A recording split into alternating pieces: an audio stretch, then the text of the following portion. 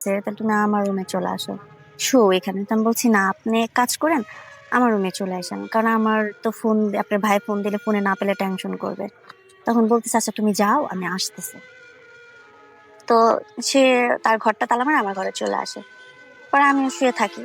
শুয়ে থাকার পরে আমি বলতেছি, "আপনি উপরে শোন, আমি নিচে শুই।" সে বলতেছে, "না, না, কোনো সমস্যা নেই। তুমি উপরে শোও, আমি নিচে শুয়ে থাকি।" তারপর আর আমার আর তেমন ছিল না। মনে করলাম থাক যেহেতু আমি ডেকে আনছি। পরে আমি ঘুমায়ে পড়ি। ঘুমায়ে পড়ার পরে, পরে অনেকক্ষণ পরে উঠে দেখি যে আমার ভাসুর আমার সাথে মানে মানে মেলামেশা করতে চাচ্ছে। সে উপরে চলে আসছে, খুব মানে জড়াজড়ি করতেছে। তখন আমার কাছে মনে হলো যে আমিই তো ওনাকে ডাকছি। আর সবথেকে বড় কথা হচ্ছে আমার হাসব্যান্ড তো আর দেশে নাই। দেশের বাইরে থাকে। তারও ওয়াইফ নাই। তাছাড়া আমারও তো একটা চাহিদা আছে বলেন। পরে আর ওই পর্যায়ে আমি না করতে পারি নাই। তখন তার সাথে আমি ওইভাবে মেলামেশা করি। করার পরে সকালে আমি আর তার সাথে আর কথা বলি না। উনি চলে যায় উনার রুমে। ঐদিন আর আমি উনাকে খাবার-টাবার দেই নাই। উনার ভাই কথা বলছে, আমি কথা বলছি। যে বলছে, "তুমি ভাইকে খেয়াল রাখো?" আমি বলছি, "হ্যাঁ।" তারপর আবার পরের দিন দুপুরবেলা আমি তার রুমে খাবার দিয়ে আসলাম। তখন সে আস্তে, আস্তে আমার হাত ধরে বলে যে, "কোনো সমস্যা নাই। আমার ভাই তো নাই। তুমি লজ্জা পাইও না। তোমার যখন দরকার হবে তুমি বইলো। আমি যেয়ে তোমাকে সময় দেব।" তখন এই কথা বলার পরে আমি মনে করলাম যে একবার যেহেতু থাকছি তাহলে আর কি আছে। পরে আমি প্রায় যখনই আমার খারাপ লাগতো, মানে আমার আর ভাল লাগতো না, পরে আমি গিয়ে মানে উনারে ডাকলেই উনি চলে যেত। আবার মাঝে মধ্যে উনি উনার থেকেও যাইতো যে, "তোমার ভয় পাবা, আমি থাকি।" তো এরকম করতে, করতে একদিন আমি মানে আমার মনে হলো যে আমি আমার স্বামীর থেকে ভালোবাসা আমি আমার ভাসুরের কাছ থেকে পাচ্ছি। আমার বাবা-মায়ের খুবই আদরের মেয়ে ছিলাম আমি।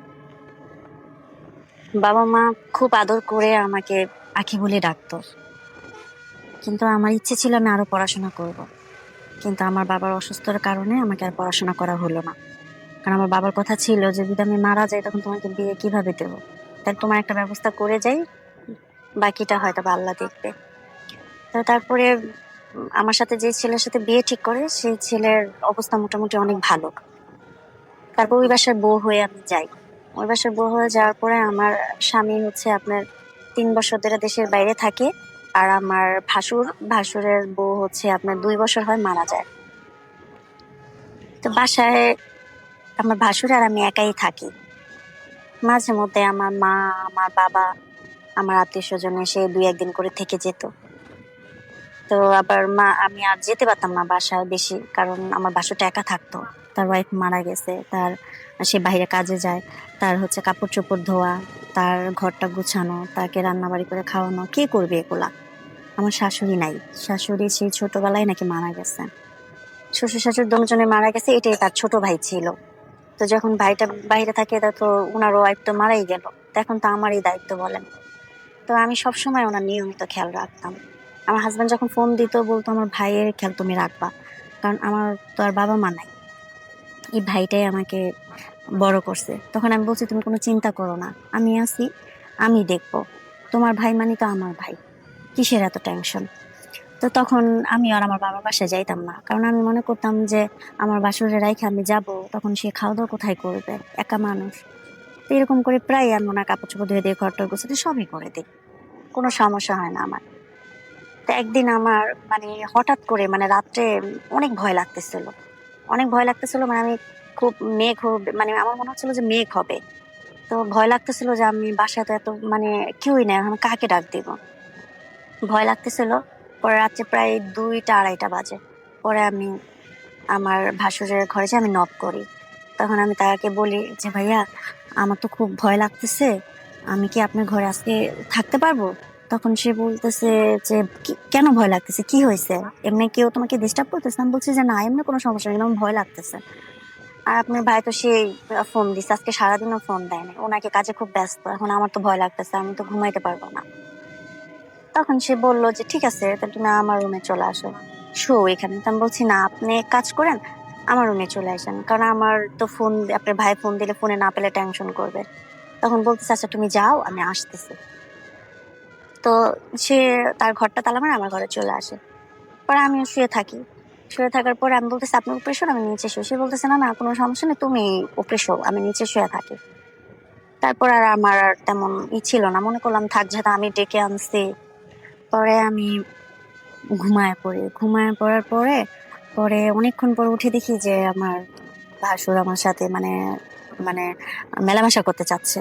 সে উপরে চলে আসছে, খুব মানে জড়াজড়ি করতেছে। তখন আমার কাছে মনে হলো যে আমি তো ওনাকে ডাকছি।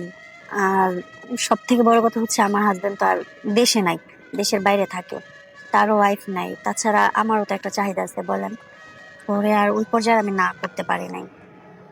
তখন তার সাথে আমি ওইভাবে মেলামেশা করি, করার পরে সকালে আমি আর তার সাথে আর কথা বলি না, উনি চলে যান ওনার room। ওই দিন আর আমি ওনাকে খাবার টাবার দেই নাই। ওনার ভাই কথা বলছে, আমি কথা বলছি, যে বলছে তুমি ভাইকে খেয়াল রাখো, আমি বলছি হ্যাঁ। তারপর আবার পরের দিন দুপুরবেলা আমি তার রুমে খাবার দিয়ে আসলাম।